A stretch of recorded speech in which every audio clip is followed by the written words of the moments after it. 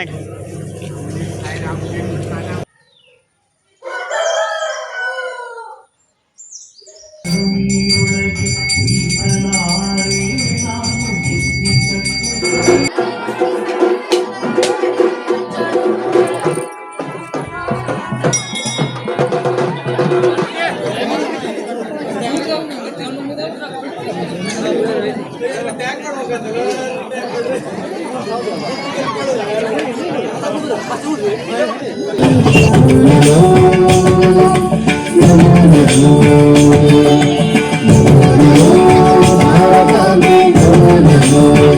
ಎಂತದ್ದ ಹೆಂಗಸರ್ಗಲಾಟೆ ಹೌದೇನಾ? ಯಾಕದು ಒಳಗಡೆ ಏನಂತ? 2000.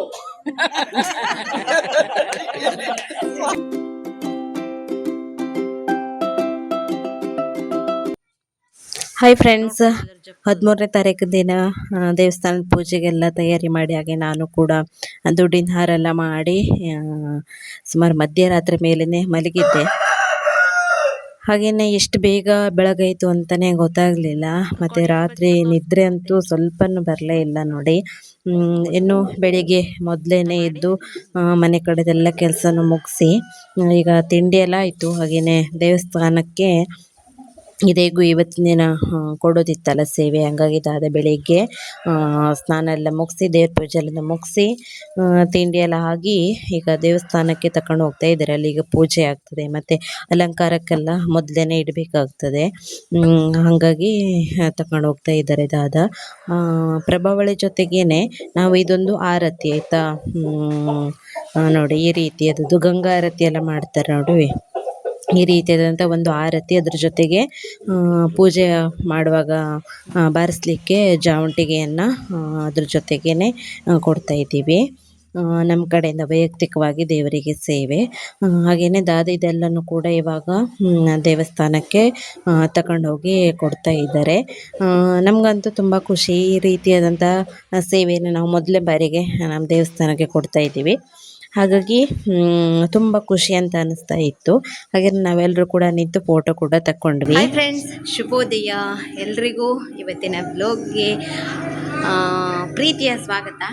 ಸೊ ಈಗ ತಿಂಡಿಯಲ್ಲಾಗಿ ಸ್ನಾನ ಎಲ್ಲ ಮುಗಿಸಿ ನನಗೆ ಸ್ವಲ್ಪ ಹೂವು ಬೇಕಿತ್ತು, ಹಾಗೆ ದೇವಸ್ಥಾನದಲ್ಲಿ ಇತ್ತು ಅಂತ ತಗೊಂಡು ಹೋಗುವಂತ ಬಂದೆ. ನೋಡಿ ಫ್ರೆಂಡ್ಸ್, ಬಿಡಿಸಿರೋ ರಂಗೋಲಿ ಇನ್ನೇ ಲೈಟರ್ ಕಾಣಿಸ್ತಾ ಇರೋದು, ಇವಾಗ ನ್ಯಾಚುರಲ್ ಬೆಳಕಲ್ಲಿ ಸಖತ್ತಾಗಿ ಕಾಣಿಸ್ತಾ ಇದೆ.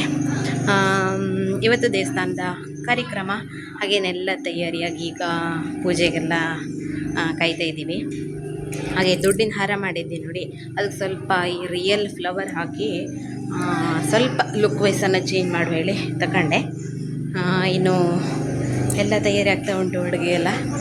ಸೊ ಟೈಮ್ ಒಂದು 9:30 ಆಗಿರ್ಬೋದು. ಹೀಗೆ ಬನ್ನಿ, ಇವತ್ತಿನ ಬ್ಲಾಗ್ ನಿಮಗೆ ಎಷ್ಟು ಖುಷಿ ಕೊಡುತ್ತೆ ಅಂತ ನೋಡೋಣ. Let's go. ರಂಗೋಲಿ ನೋಡ್ಕೊಬಿಡಿ ಫ್ರೆಂಡ್ಸ್, ಆಮೇಲೆ ಇದು ಯಾವ ಗತಿಗಾಗ್ತದೆ ಅಂತ ಹೇಳೋಕ್ಕಾಗೋದಿಲ್ಲ. ನೋಡಿ, ಬಾಳೆಗೊನೆ ಎಲ್ಲ ಇಟ್ಟಿದ್ದಾರೆ ನೋಡಿ. ಇವತ್ತು ಎಷ್ಟು ಬಾಳೆಗೊನೆ ಬರ್ತದೆ ಅಂತ ಹೇಳಲಿಕ್ಕಂತೂ ಸಾಧ್ಯನೇ ಇಲ್ಲ ಪೂಜೆಗೆ. ನೋಡಿ ನೋಡಿ, ಹಣ್ಣು ಹೂವು ನೋಡಿ, ಹೂವು ಫ್ರೆಂಡ್ಸ್ ಚೆಂದ ಇದೆ ಹೂವು. ಇದಂತೂ ನೋಡಿ ಬೆಳಕಲ್ಲಿ ತೋರಿಸ್ತೇನೆ ರೀ. ಮಲ್ಲಿಗೆ ಫೇವ್ರೇಟ್ ನೋಡಿ, ಬಡ್ಗಳ ಮಲ್ಲಿಗೆ ಸಖತ್ತಾಗಿದೆ ಹೂವು ಮಾತ್ರ. ಹೂವು ರೋಸ್ ನೋಡ್ತೀರಾ, ರೋಸ್ ನೋಡಿ, ವಾವ್ ಸೂಪರಾಗಿದೆ. ಬಾಳೆಗೊನೆ, ಆಮೇಲೆ ನೋಡಿ ಇದು ಶಿಯಾಳದ ಅಭಿಷೇಕಕ್ಕೆ ದೇವರ ಪಾತ್ರೆ ನೋಡಿ. ಇದೆಲ್ಲ ಅಲ್ಲಿ ಕಳಶಕ್ಕೆಲ್ಲ ಮಾವಿನ ಕುಡಿ ಬೇಕಾಗ್ತದೆ, ಅದಕ್ಕೆ ಹೀಗೆ ಎಲ್ಲ ತಯಾರಾಗಿದೆ. ನಮ್ಮ ದೇವರು ಕೂಡ ಕಾಯ್ತಾ ಇದ್ದಾರೆ ಫ್ರೆಂಡ್ಸ್, ನಮ್ಮ ತಾಯಿ ಕೂಡ ಕಾಯ್ತಾ ಇದೆ ಈಗ ಹೇಗೆಲ್ಲ ನನಗೆ ಅಲಂಕಾರ ಎಲ್ಲ ಮಾಡಿ ಪೂಜೆ ಮಾಡ್ತಾರೆ ಅಂತ.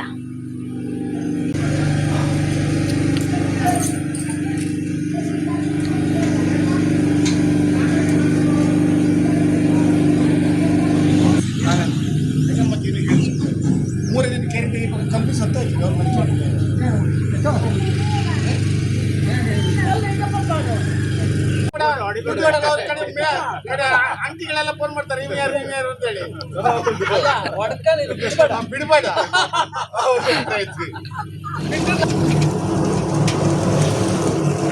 ನಿಮಗೆ ಬಿಸಿಲು ಹೊಡಿತದೆ ಇದ್ರಾಗೆ ಬಿಸಿಲು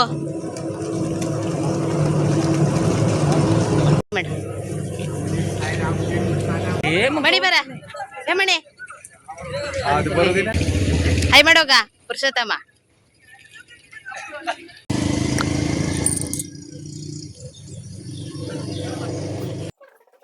ಇನ್ನು ಸ್ವಲ್ಪ ಹೂವನ್ನು ತಕ ಬಂದಿದ್ದೆ ನೋಡಿ. ಈ ದುಡ್ಡಿನ ಹಾರದ ಮೇಲೆ ಈ ರೀತಿ ಹೂವನ್ನು ಇಟ್ಟರೆ ಸ್ವಲ್ಪ ಡಾರ್ಕ್ ಆಗಿ ಕಾಣಿಸುತ್ತೆ ಅಂತೇಳಿ ಸ್ವಲ್ಪ ಹೂವಿನಿಂದ ಈ ರೀತಿ ಪಿನ್ ಮಾಡ್ತಾ ಇದ್ದೀನಿ. ತುಂಬ ಚೆನ್ನಾಗಿ ಕಾಣಿಸ್ತಾ ಇತ್ತು. ಹಾಗೆಯೇ ದೇವರಿಗೆ ಮುಡಿಸಿದಾಗ ತುಂಬ ಲಕ್ಷಣವಾಗಿ ಕಾಣಿಸುತ್ತೆ ಅನ್ನೋ ಯೋಚನೆ ನನ್ನಲ್ಲಿತ್ತು. ಹಾಗಾಗಿ ಇದನ್ನು ಎಷ್ಟು ರಾತ್ರಿ ಆದರೂ ಕೂಡ ಮಾಡಿಕೊಂಡೆ ಮಲಗಿದ್ದೆ. ಏನೀಗ ಬೆಳಿಗ್ಗೆ ಆಗಿ ಸ್ನಾನ ಎಲ್ಲ ಮುಗಿಸ್ಕೊಂಡು ಬಂದಾದ ನಂತರ ನಾನು ಇದೊಂದು ಕೆಲಸವನ್ನು ಪಟ್ ಅಂತ ಮಾಡಿ ಕೊಟ್ಬಿಡುವ ಅಂಥೇಳಿ. ಇನ್ನು ಅಲಂಕಾರ ಎಲ್ಲ ಆಗ್ತದೆ ನೋಡಿ. ತುಂಬ ಲೇಟಾಗಿ ತಗೊಂಡ್ರೆ ಪ್ರಯೋಜನ ಇಲ್ಲ ಆಗ್ತದೆ. ಹಾಗಾಗಿ ನಮ್ಮಿಂದ ಏನೂ ತಡ ಆಗಬಾರ್ದು. ಹಾಗಾಗಿ ಮುಂಚಿತವಾಗಿಯೇ ನಾವೆಲ್ಲ ತಯಾರು ಮಾಡಿ ಕೊಟ್ಬಿಡಬೇಕು ಅಂತ ಇದ್ದೀನಿ. ಹಾಗೆಯೇ ಇವಾಗ ಈ ರೀತಿ ಮಾಡಲಿಕ್ಕೆ ಹೂವನ್ನು ಒಬ್ಬರು ಹಿಡ್ಕೊಳ್ಬೇಕಿತ್ತು. ಹಾಗಾಗಿ ಅಣ್ಣ ನನಗೆ ಸ್ವಲ್ಪ ಸಹಾಯ ಮಾಡಿದೆ ಈ ಟೈಮಲ್ಲಿ. ಹಾಗೆಯೇ ನಾನು ಮತ್ತು ಅಣ್ಣ ತಯಾರು ಮಾಡಿ ದೇವಸ್ಥಾನಕ್ಕೆ ಅಂತ ಹಾರವನ್ನು ಕೊಟ್ವಿ ನೋಡಿ. ಹಾರ ಹೇಗಾಗೈತೆ ಅಂತ ಕಾಮೆಂಟ್ ಮಾಡಿ ಆಯಿತಾ.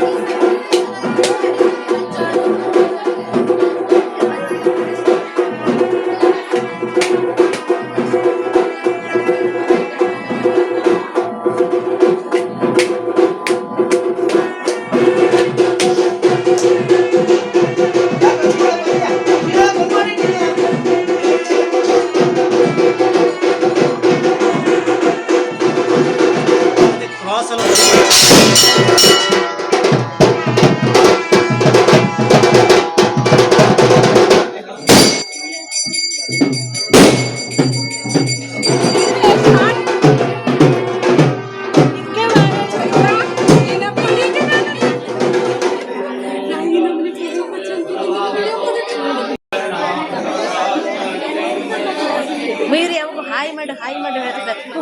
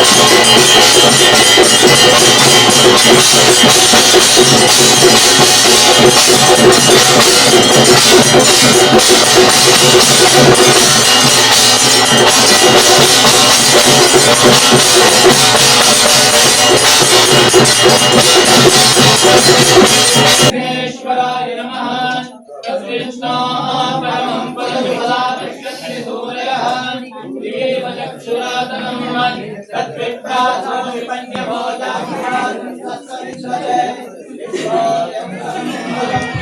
मौलिमाय सल्लान् चक्षस्येकमदे त्रिपदे द्वादशपदे अष्टापदे नवपदे भवते सहस्राक्षरा परमेभ्यो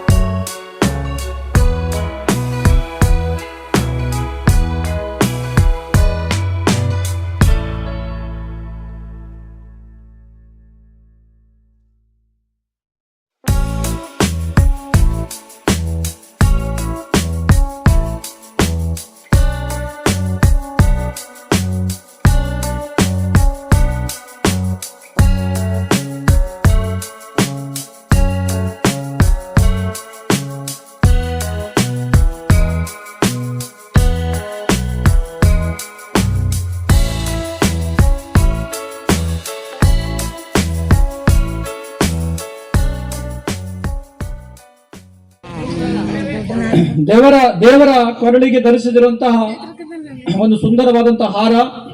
ಕಂಪನಿ ಸವಾಲ್ 101 ರೂಪಾಯಿ, 200, 501, 501, 600, 1000, 1000 ಒಂದು ಸವಾಲ್, 1000 ಒಂದು ಸವಾಲ್, 1100 ರೂಪಾಯಿ, 1100 ರೂಪಾಯಿ ಒಂದು ಸವಾಲ್, 1100 ರೂಪಾಯಿ ಒಂದು ಸವಾಲ್, 1100 ರೂಪಾಯಿ ಎರಡು ಸವಾಲ್, 1100 ರೂಪಾಯಿ ಎರಡು ಸವಾಲ್, 1300, 1300 ರೂಪಾಯಿ ಒಂದು ಸವಾಲ್, 1300 ರೂಪಾಯಿ ಒಂದು ಸವಾಲ್, 1400, 1400 ರೂಪಾಯಿ ಒಂದು ಸವಾಲ್, 1400 ರೂಪಾಯಿ ಒಂದು ಸವಾಲ್, 1500 ರೂಪಾಯಿ, 1500 ರೂಪಾಯಿ ಒಂದು ಸವಾಲ್, 1600, ಚಪ್ಪಾಳೆ ಹೊಡಿರಿ, 1600 ರೂಪಾಯಿ ಒಂದು ಸವಾಲ್, 1600 ರೂಪಾಯಿ ಎರಡು ಸವಾಲ್, 1700 ರೂಪಾಯಿ, 1700 ಒಂದು ಸವಾಲ್,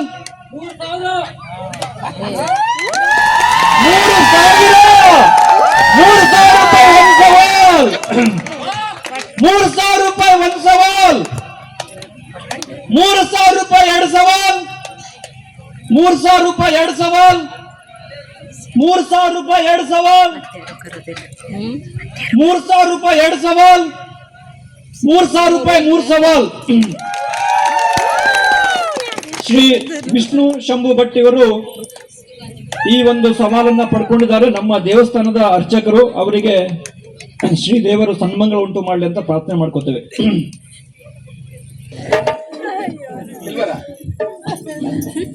ಅವ್ರಿಗೆಲ್ಲ ಜಂಕಡ್ಕಲ್ ಬಾವಿಗೆ ಚೆನ್ನಿ ಜಂಡೆ ಚೆನ್ನಿ ಓಲಿ ಜಂಕಲ್ ಬಾವರಿಗೆ ತಾನಂದ ನಂದಾನ ತಂದ ನೋಡೋಣ. ಸ್ವಲ್ಪ ಮುಂದೋದ್ರೆ ಅರ್ಥ ಆಗ್ತದೆ ಅವರಿಗೆಲ್ಲ, ಇಲ್ಲಿದ್ದವರಿಗೆ ಅರ್ಥ ಆಗುದಿಲ್ಲ. ಎಂತದ್ದ? ಹೇ ಪ್ರಭು, ಹರಿ ರಾಮಕೃಷ್ಣ ಪ್ರೇಮಾನಂದ್. ಮುಂದೊಂದು ಹೇಳ, ಅದೊಂದು ಶಬ್ದ ಹೇಳ್ಬಿಡ. ಇದೇನಿದು? ಸರಿ ಬಂದೆ ದಾರಿಗೆ ಅಲ್ವಾ? ನೀ ಶಬ್ದ ಮಾಡುದಲ್ಲ, ವಾತಾವರಣ ನೋಡ, ಗುಡುಗು ಗುಡುಗ್ಲಿಲ್ಲ, ಮಿಂಚು ಮಿಂಚಲಿಲ್ಲ, ಮಳೆ ಬರುವ ಲಕ್ಷಣ ಉಂಟಾ? ಮುಚ್ಚ ಬಾಯ್. ಯಾಕೆ? ಆ ಕಾಲದಲ್ಲಿ ಮಳೆ ಕರಿಬೇಡ, ಎಷ್ಟೆಷ್ಟೊತ್ತಿಗೋ ಬರ್ತದೆ ಮಳೆ. ಅದೇ ಅನುಮಾನದಲ್ಲಿದ್ದೇವೆ ನಾವು. ಅಲ್ಲಿ ಶಬ್ದ ಸುಳ್ಳಲ್ಲ, ಶಬ್ದ ಸುಳ್ಳಲ್ಲ, ಗಲಾಟೆ ಸುಳ್ಳಲ್ಲ. ಅಯ್ಯ, ಗಲಾಟೆ ಅಂದ್ರೆ ಎಂತದ್ದ? ಹೆಂಗಸರ್ ಗಲಾಟೆ. ಹೌದೇನಾ? ಯಾಕದು? ಒಳಗಡೆ ಏನಂತ? 2000 ಗಲಾಟೆ. ಹೇಗ್ ಗಲಾಟೆ? ಉಕ್ಕು ಕೂತ್ಕೊಳ್ಳುದ, ನಿಂಗ್ ಬಂತೇನೆ, ನಿಂಗ್ ಬಂತೇನೆ, ನಂಗೇನು ಆಗ್ಲಿಲ್ಲ. ಈ ಹಾಗೆ ಹೀಗೆಲ್ಲ ಹೇಳಿದ್ರೆ ವಿವರಣೆ ಕೊಡ್ಬೇಕು ನಿಮ್ಗೆ. ಎಂತಲ್ಲ, ತಪ್ಪು ತಿಳಿಯೋದು ಮಾತ್ರ ಇಲ್ಲ. 2000 ಜುಟ್ಟನ್ನಾದ್ರೂ ಒಂದು ಮಾಡಬಹುದು, 2 ಜಡೆ ಒಂದು ಮಾಡ್ಲಿಕ್ಕೆ ಆಗುವುದಿಲ್ಲ. ಒಂದ್ ಆಯ್ತಾ? ಆಯ್ತು ಅಂತಂದ್ರೆ ಒಂದು ಜಟಾಪಟಿ ಆಗುದು ಅಲ್ವಾ? ಜಡೆ ಜಡೆ ಹಿಡ್ಕೊಳ್ತದೆ. ಇದು ಆಗಲಾಟಿಯಾ? ಗಲಾಟೆ ಅಂತ ಹೇಳಿದ್ರೆ ಹಾಗಲ್ಲ. ಹೆಂಗಸರಿಗೆ ಗಲಾಟೆ ಮಾಡ್ಲಿಕ್ಕೆ ಮನೆ ಒಳಗೆ ಆಗ್ಬೇಕು ಅಂತಿಲ್ಲ, ಸಭೆಯಲ್ಲಿ ಕೂತ್ರು ಮಾಡ್ತಾರೆ ಅವರು, ಅಲ್ವಾ? ಹೌದಪ್ಪ. ಅದು ಬಿಡು, ಇದು ಆ ಗಲಾಟೆ ಅಲ್ಲ ಅಲ್ವಾ?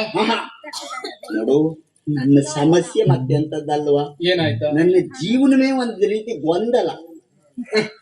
ಯಾರಿಗಾಗುವುದಿಲ್ಲ? ಎಲ್ಲರ ಜೀವನದಲ್ಲೂ ಗೊಂದಲ ಆಗ್ತದೆ. ಅದ್ರ ಪರಿಹಾರ ಅಂತೂ ಇರ್ತದೆ. ಪರಿಹಾರ ಇನ್ ಏನ್ ಮಾಡ್ಬೇಕಪ್ಪ? ನನ್ನ ಸಮಸ್ಯೆಗೆ ಪರಿಹಾರ ಸೂಚಿಸಬೇಕು ಅಂತ ಆದ್ರೆ ನಾನು ನನ್ನ ಜಾತಕ ಹಿಡ್ಕೊಂಡು ಕಡೆಯಾಳ ಭಟ್ರ ಮನೆಗೆ ಹೋದೆ. ಹೌದಾ? ಏನ್ ಹೇಳಿದ್ರು? ಏನ್ ನೋಡಿ ಏನಂತ ಹೇಳಿ? ಗಜನ್ ಭಟ್ರ ಇದ್ದಲ್ಲಿ ತೆಗೆದಿಟ್ಟೆ ಜಾತಕ ಬಿಡಿಸಿದವ್ರೆ. ಹೋದ್ರ ಅವ್ರನ್ನ ಶೌಚವಾಗಿದ್ರು ಮಾಡಿದೆ. ಇಲ್ಲ, ಜಾತಕದಲ್ಲಿ ದೋಷ ಉಂಟು. ಹೌದೇನಾ? ಪರಿಹಾರ ಏನಂತೆ?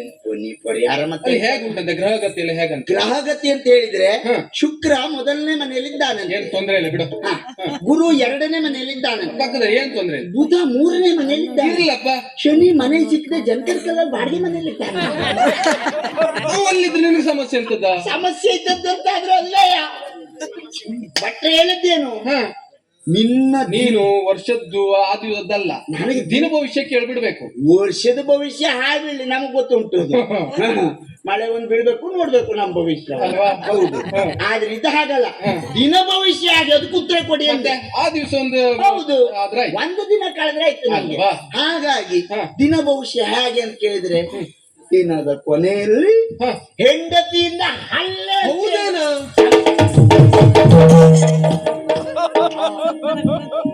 ಇಷ್ಟಿಟ್ರೆ ತಪ್ಪು ಹೊಡ್ಕೊಟ್ಟಿತ್ತು. ದಿನದ ಕೊನೆಯಲ್ಲಿ ಹೆಂಡತಿಯಿಂದ ಹಲ್ಲೆ ಅಂತ ಹೇಳಿಲ್ವಾ? ಹೌದು. ಇದು ಬಂದದ್ದು ಯಾವ್ದು ಮಾಡಿದೆ? ಯಾವ್ದು? ನಂದೇ ಪೆಟ್ಟಿಗೆ. ಪೆಟ್ಟಿಗೆ ಅಂದ್ರೆ ಪೆಟ್ಟಿಗೆ ಅಲ್ವಾ? ಚೌಕಾಕಾರದಲ್ಲಿದ್ದಾಳೆ ಅಂತ ಹೇಳಿದ್ದು. ನಿನ್ನ ಹೆಂಡತಿ. ನಿನ್ನ ಹೆಂಡತಿಯನ? ನಾ ಮತ್ತೆ ಭಟ್ರ ಮನೆ ಹೋಗ್ಲಿಕ್ಕೆ ನನ್ನ ಹೆಂಡತಿಯನ ಅಂತ ಈಗ ಹೌದಲ್ವಾ ಅಂತ ನೋಡುವ ಅಂತ. ಹೌದಲ್ವ, ನನಗೆ ಗೊತ್ತೇನು, ನನ್ನ ಹೆಂಡತಿ ಪರಿಚಯ ನನಗುಂಟು. ಅಲ್ಲಿ ನನಗೆ ಗೊತ್ತಾಗ್ಬೇಕಲ್ಲ. ನೀ ದೂರನಿದ್ದ ನೋಡು. ಹೆದರುದು ಬೇಡ. ಹೆದರುದಲ್ಲ. ಸ್ವಾಮಿ ಕೇಳೆನ್ನ ಬ್ರಹ್ಮಪವ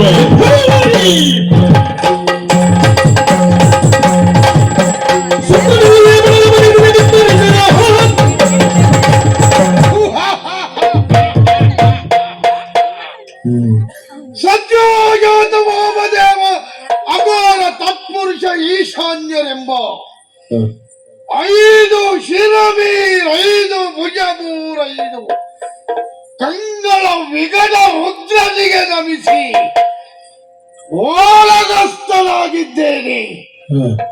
ಯೋಚಿಸುವುದು ನಾನು, ಯಾವುದೇ ಜೀವಿಯಾಗಲಿ ಪ್ರಪಂಚ ಮುಖದಲ್ಲಿ ಬೆಳೆಯಬೇಕು ಅಂತಾದ್ರೆ ಹುಟ್ಟಿಸಿದ ಆ ಧಾತಾರನೇ ಸಂಸ್ಕಾರವನ್ನ ನೀಡಿ ಅವನ ಉತ್ಕರ್ಷದತ್ತ ದೃಷ್ಟಿಯನ್ನ ಹರಿಸಿ ಅವನ ಬೆಳವಣಿಗೆಯನ್ನ ನೋಡಬೇಕು.